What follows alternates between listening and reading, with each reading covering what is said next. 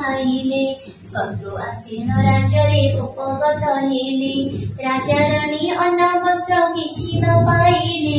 राजा को रात्रि काण पुरुष डाकिले राज्य छाड़ी करी राजा पलायन जाओ राज्य थिले निश्चय मरिबु न पनाह यह शुणी नल राजा चेतिण उठिले महादेवी पासे जाई सकल कहिले चाल तुम पिता घर जीवा बइले यह शुणी महादेवी सनमत कले सभाचंद्र कुमार को हकार आनिले